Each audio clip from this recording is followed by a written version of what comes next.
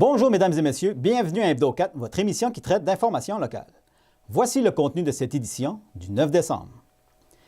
Richard Duguay, conseiller du quartier Chandler, nous informe sur la principale raison de la fermeture du complexe sportif qui aura lieu du 14 décembre au 6 janvier. Inauguration officielle des appareils au service d'imagerie médicale à l'hôpital de Maria qui a eu lieu le 5 décembre dernier. Éric Dubé, préfet de la MRC Bonaventure et maire de la ville de New Richmond, nous informe au sujet du plan intermunicipal de mesures d'urgence obligatoires à partir du mois de novembre 2019, ainsi que sur l'interdiction d'enfouissement des matières organiques qui sera en vigueur à partir de 2022. Mylène Lepage, directrice de l'Association des parents et amis de la personne atteinte de maladie mentale de la Gaspésie, nous parle au sujet de leur organisme, mieux connu sous le nom de Nouveau Regard. Et nous avons rencontré Marie-André Pichette, directrice générale à la Régie intermunicipale de transport Gaspésie-Île-de-la-Madeleine, la Régime, au sujet du retour du service de navette pour la période des fêtes. Bonne émission tout le monde! Tout d'abord, lors de la dernière séance du conseil municipal de la ville de Chandler, M. Richard Duguay, conseiller du quartier Chandler, a informé la population sur la principale raison de la fermeture du complexe sportif qui aura lieu du 14 décembre au 6 janvier. Écoutons ses explications. J'ai quelques petits messages. On a parlé tantôt du complexe sportif là, qui est fermé du 14 décembre au 6 janvier. Je me suis fait poser des questions dans les dernières semaines. Pourquoi c'était fermé durant la période des fêtes? Pourquoi c'est pas ouvert? Il y a des gens qui viennent ici en région, qui voudraient peut-être utiliser la piscine et ainsi de suite. Et je suis allé à la source. J'ai posé la question au directeur, puis il y a même un employé qui m'a rappelé à ce sujet-là. Puis je fais référence à ce dont je parlais tantôt, le jeune adolescent qui s'est noyé dans une piscine à la commission scolaire de Montréal. L'équipe, elle a des qualités, elle a des défauts, mais sa première qualité, c'est qu'elle est très, très persistante et très insistante sur l'aspect sécurité. C'est pas compliqué, c'est la priorité numéro 1. L'équipe, essentiellement, à la piscine, c'est 3 personnes. 3 personnes qui travaillent 7 jours sur 7. 3 personnes qui, à mon avis, travaillent autour de 50-60 heures par semaine chaque. Une équipe qui mérite, je pense, elle aussi, dans le temps des fêtes, d'avoir un congé. Une équipe que si jamais il y en a une des 3 qui tombe malade, on est dans le pétrin, vraiment. Puis une équipe qui fait toute la différence dans la piscine. Je peux vous le confirmer. Je veux dire, j'ai même des gens dans ma famille qui habitent dans d'autres municipalités, qui ont des piscines et qui viennent à Chandler pour se baigner, parce que c'est sécuritaire à Chandler, c'est bien encadré. Donc, c'est pour ça que c'est fermé dans la période des fêtes. C'est tout simplement ça. C'est une question de sécurité. Ce serait impossible de maintenir une sécurité optimale à cause du manque de personnel. Donc, c'est préférable dans ce cas-là de fermer, tout simplement. Mercredi, le 5 décembre dernier, avait lieu à l'entrée principale de l'hôpital de Maria l'inauguration officielle des appareils acquis grâce à un investissement de 206 000 $ de la part de la Fondation Santé Baie-des-Chaleurs au service d'imagerie médicale à l'hôpital de Maria. Télévaillé était présent pour vous.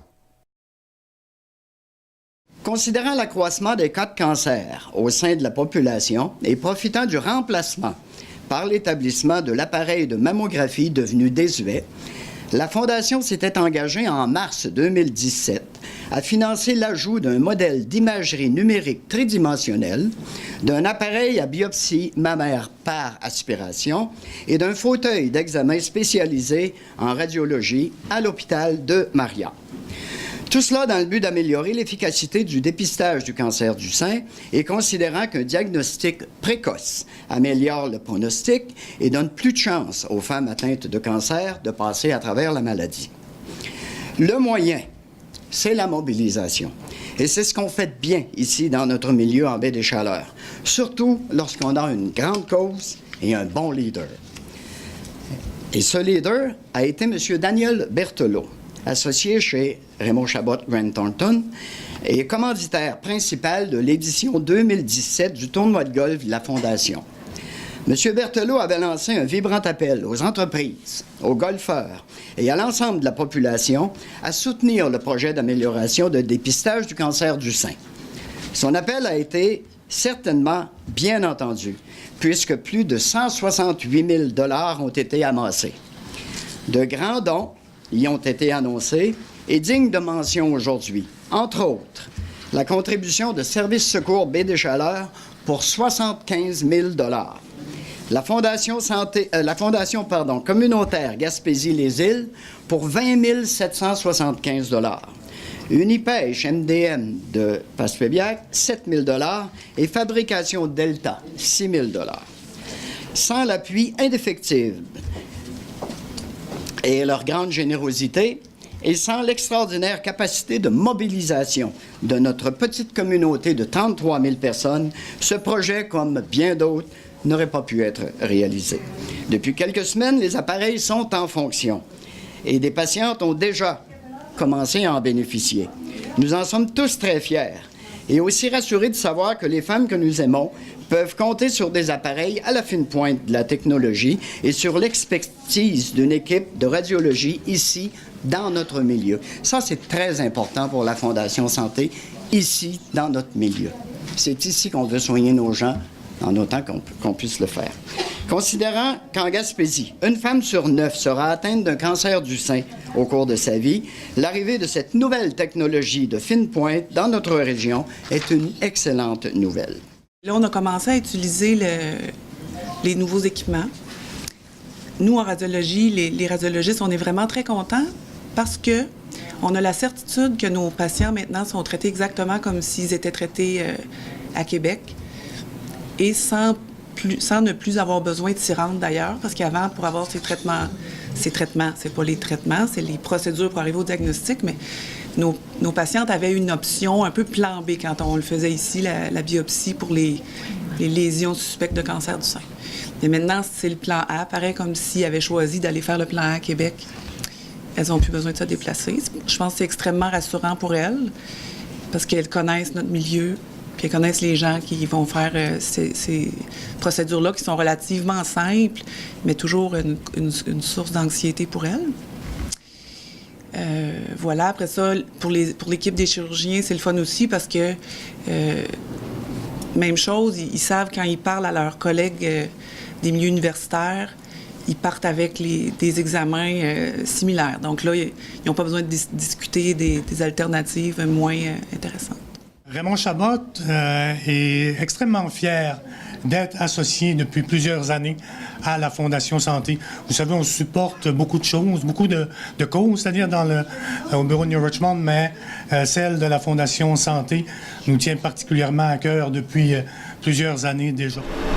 Donc, tantôt, je vous disais, c'est juste un appareil de pompe et d'ordinateur. En fait, ici, on installe un dispositif avec l'aiguille qui va aller dans le sein de la patiente quand elle est bien anesthésiée.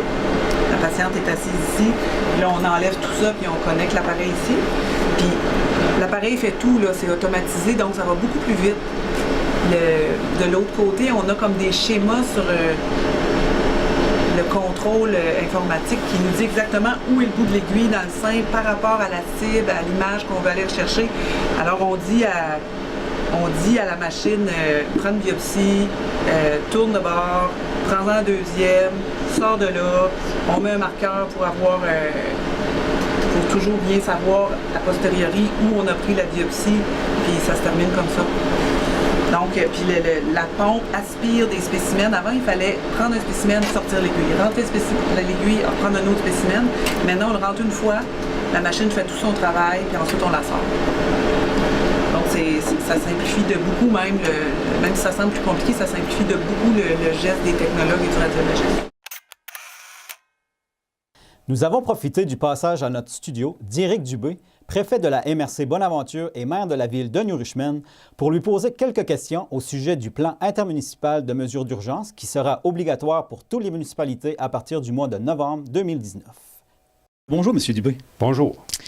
Au niveau de la sécurité, y a-t-il des mesures d'urgence déjà instaurées pour la MRC?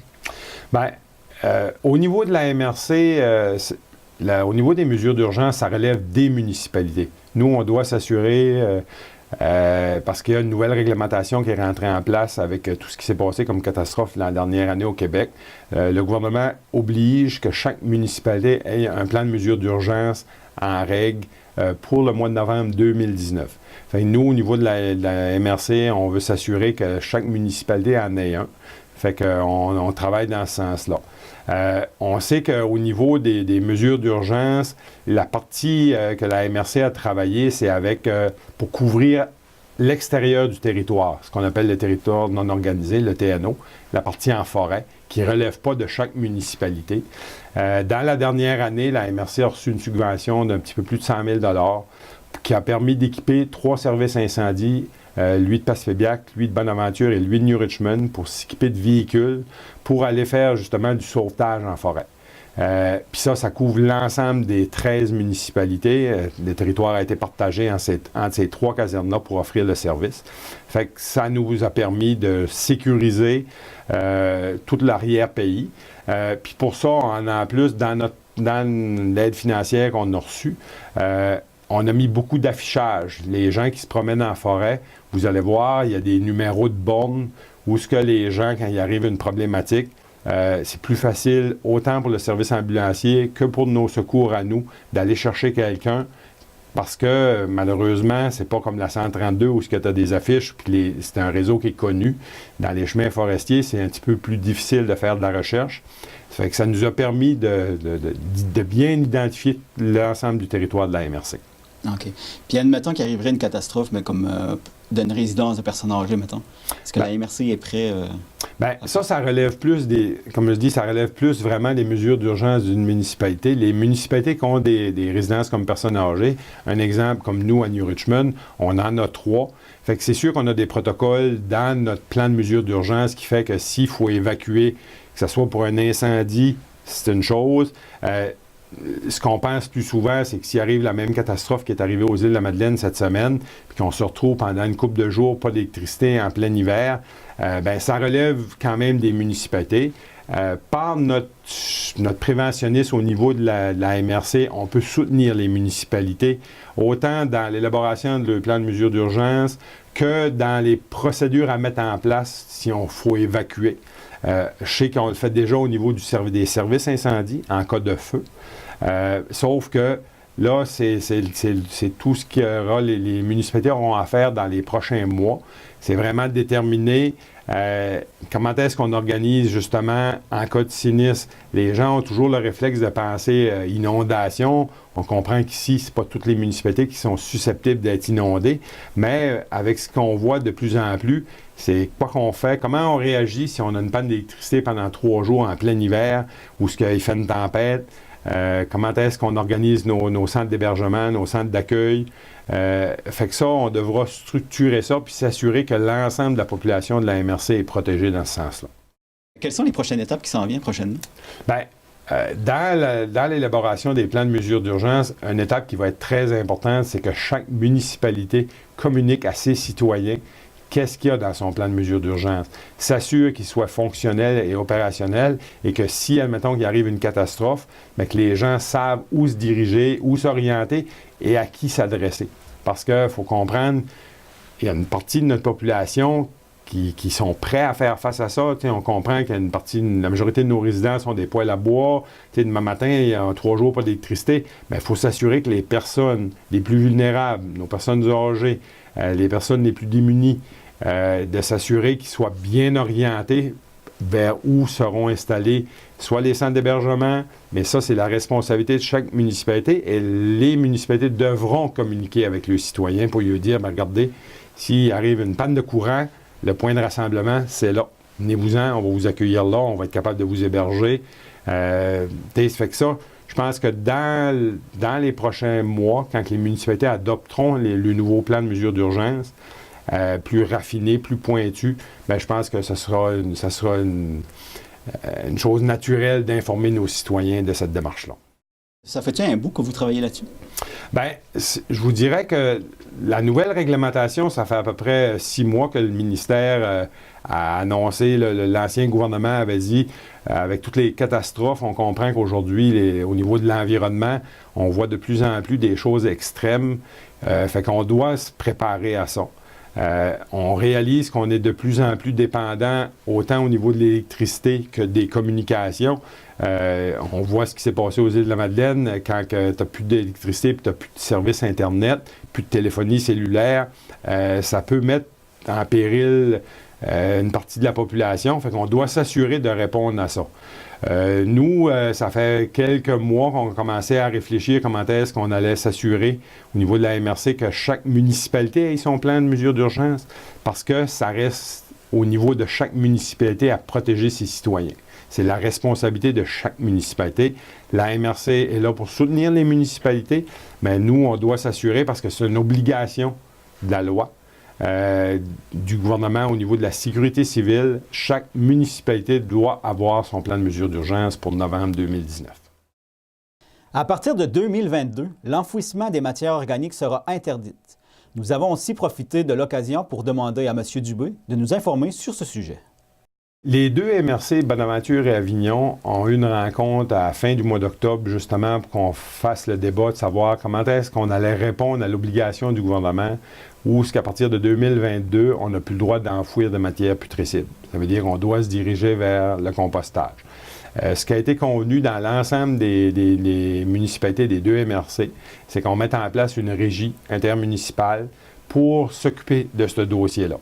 Fait que ça, c'était la première étape. On a eu une présentation après ça où ce qu'une firme, LBA Stratégie, est venue nous présenter, c'était comment est-ce qu'on mettait en place une régie, comment est-ce que ça fonctionnait, puis qu'est-ce qu'on pouvait mettre dedans. Suite à ça, les deux MRC ont décidé de mettre en place un comité un peu plus restreint, parce qu'il faut comprendre qu'on a 24 municipalités dans nos deux MRC. On dit on ne fera pas une réunion à 42. Fait que ce qui a été déterminé, c'est que chaque MRC, les deux préfets, les deux directeurs de chaque MRC, plus 4 directeurs ou élus de chaque MRC vont se mettre ensemble. Notre prochaine rencontre est prévue pour le 12 de décembre, qui fait que, suite à ça, ben là, on va mettre en place vraiment, là, on va pouvoir travailler à proposer une solution pour la population avec justement des échéanciers. La première étape, c'est vraiment d'établir qu'est-ce qu'on veut faire avec cette régie-là. Mais le principal objectif, c'est vraiment de mettre en place une troisième boîte de collecte, c'est-à-dire le bac brun, le plus rapidement possible dans les deux MRC, Bonaventure et Avignon. Y a-t-il déjà des terrains ou des emplacements de prévus? C'est sûr que dans un monde idéal, on a déjà un site à Saint-Alphonse qui est équipé d'une balance, qui a la possibilité de faire une plateforme de compostage. Et aussi, il y a un projet, une entreprise privée située à Saint-Alphonse aussi, qui est dans une démarche, elle aussi, de faire une plateforme de compostage. Fait que là, on devra voir en cours de route, un coup que la régie sera formée, est-ce qu'on fait un partenariat public-privé? Est-ce qu'on le donne à contrat? Ou est-ce qu'on le fait nous autres-mêmes, un peu sur le même modèle que Rocher-Percé? D'accord. Puis au niveau de la population, pensez-vous que le monde est prêt? Moi, je vous dirais que oui. C'est comme dans n'importe quoi de nouveau. Il va y avoir tout probablement des personnes qui vont être réfractaires au début. Les gens, le réflexe, c'est que ça va sentir, ça fait encore un bac de plus à la maison. Sauf que si on monte il y a un petit peu plus de 20 ans, quand on a voulu mettre le recyclage en place, tout ça a passé beaucoup par l'éducation. Puis aujourd'hui, je pense plus que personne ne remettrait en question le fait d'avoir un bac bleu pour pas envoyer de quoi qui peut se recycler. C'est un peu le même principe. Oui, on va avoir de l'éducation à faire. Puis je pense qu'on a une partie de notre population qui est rendue là. La nouvelle génération sont beaucoup tournés sur justement la sensibilisation, l'environnement, la planète, des choses de même. Moi, comme maire de la ville de New Richmond, on est sollicité depuis quelques années pour savoir quand est-ce que ça va arriver. Puis je pense que c'est une bonne manière de valoriser un résidu qui normalement ne devrait pas s'aller en enfouissement, puis qu'on peut faire un bon compost pour retourner à la nature, que ce soit pour mettre dans nos potagers ou mettre dans nos plates-bandes de fleurs. Mylène Lepage, directrice de l'Association de parents et amis de la personne atteinte de maladie mentale de la Gaspésie, nous informe sur cet organisme qui a vu le jour en 1987, mieux connu sous le nom de Nouveau Regard. Bonjour Mylène. Bonjour. Pouvez-vous nous expliquer en gros, c'est quoi l'Association des parents et amis de la personne atteinte de maladie mentale de la Gaspésie, mieux connue sous le nom de Nouveau Regard? Nouveau Regard a vraiment une belle mission en région. Entre autres, on apporte du support, du réconfort, du soutien aux gens qui ont un proche atteint de maladie mentale. On ne travaille pas directement avec la personne atteinte. C'est sûr qu'on se doit de promouvoir son respect puis celle-là de ses proches. Mais on travaille vraiment avec la famille. Puis ça va loin quand on dit famille. Ça peut être la fratrie, ça peut être des collègues de travail. Des fois, c'est avec des employeurs qui veulent parler justement d'un employé qui a une maladie quelconque. On va aussi travailler avec les écoles. On va travailler avec les instances publiques comme les CLSC, les hôpitaux. On fait des présentations aussi pour sensibiliser l'opinion publique, pour faire tomber des préjugés, pour donner justement un nouveau regard, puis pour que les gens ne soient pas dans la solitude, pour qu'ils ne soient jamais seuls, qu'il y ait tout le temps une porte de sortie ou quelqu'un qui va être là pour les aider, les supporter dans les moments difficiles. OK. Puis, c'est pour les gens de quelle région, juste? On a un organisme régional, on a un mandat de desservir les 5 MRC, donc on se déplace régulièrement dans le Côte-de-Gaspé, Rocher-Percé, Haute-Gaspésie, Avignon et Bonaventure. Fait que c'est un beau mandat. Y a-t-il eu des nouveautés cette année? Oui, plusieurs nouveautés cette année.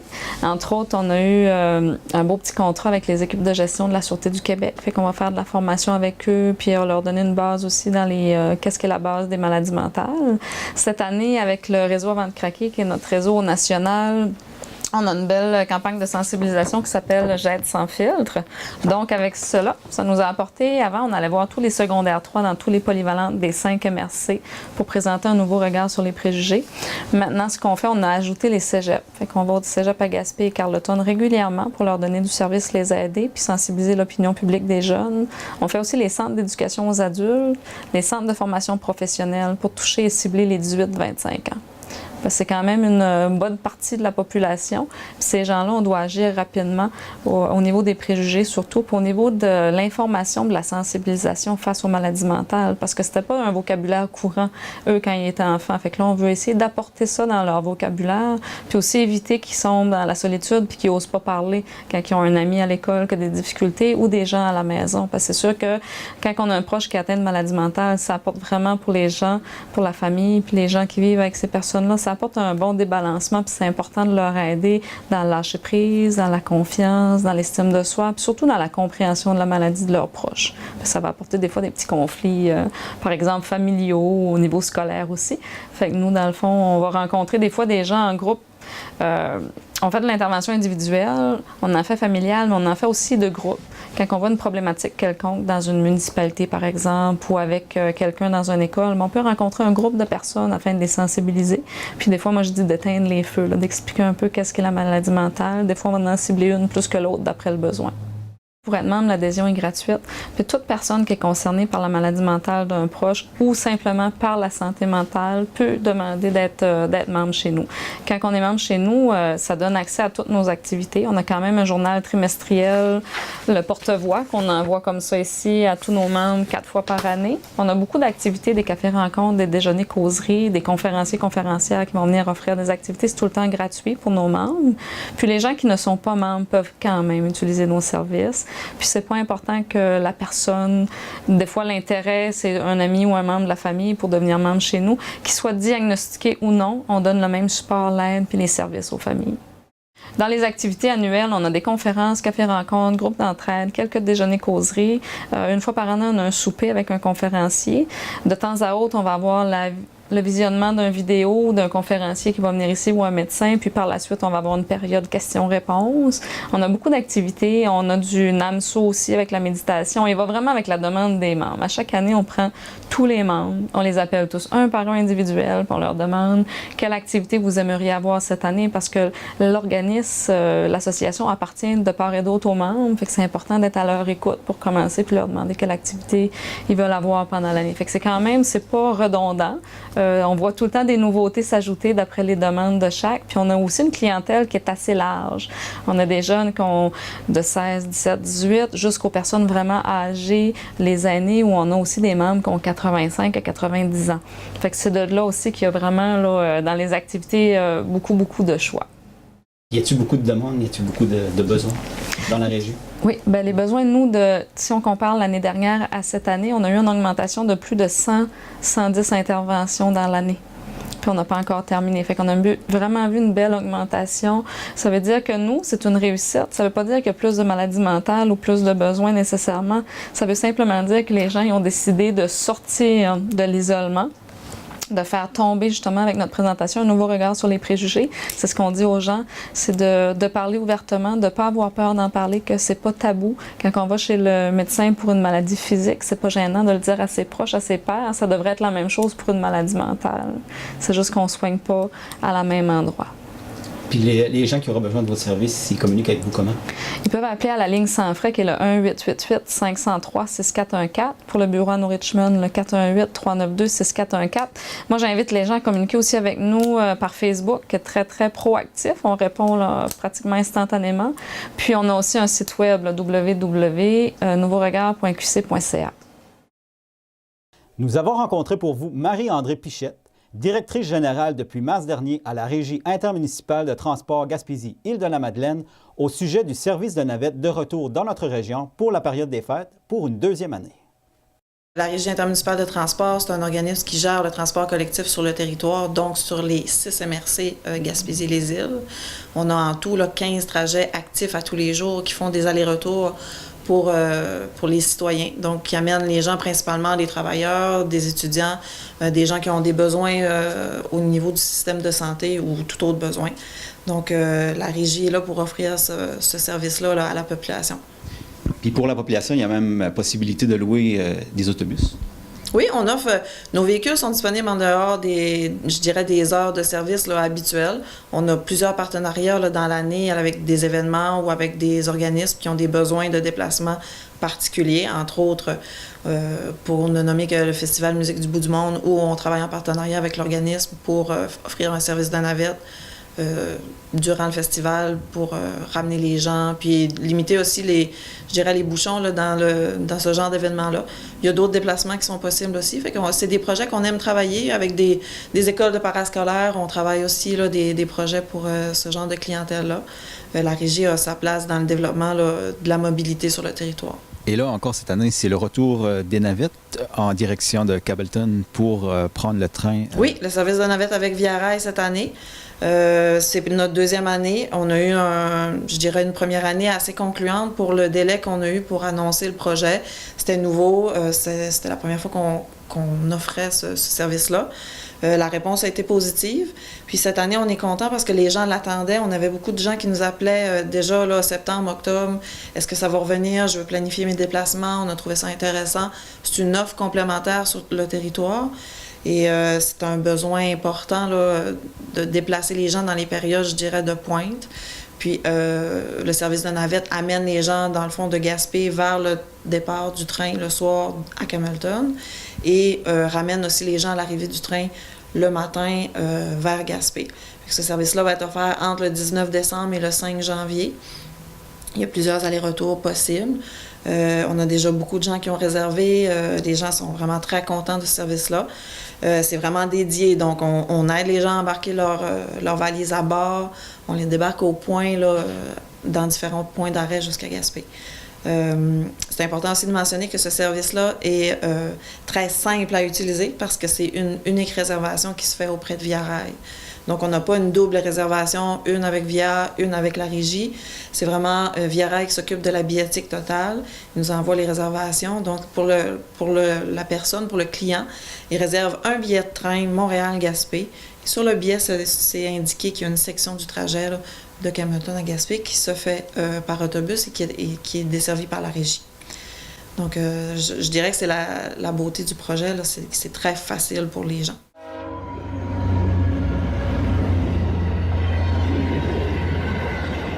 C'est un projet je trouve, qui est très important parce que les gens, il faut qu'ils se réapproprient leurs moyens de transport en commun sur le territoire. On a une mentalité encore beaucoup, puis c'est pas seulement en Gaspésie, c'est pas seulement aux îles, c'est partout au Québec. On a une mentalité beaucoup de l'auto-solo. Faut revoir nos façons de se déplacer sur le territoire. Puis notre travail, nous, à la Régie, c'est d'avoir le plus possible d'offres pour les Gaspésiens pour qu'il y ait une autre option que la voiture, pour travailler cette façon-là de se déplacer, puis changer les mentalités de déplacement pour les Gaspésiens. Et voilà, mesdames et messieurs, ce qui complète l'édition de votre émission Hebdo 4 du 9 décembre. Merci beaucoup d'avoir été avec nous et à la prochaine.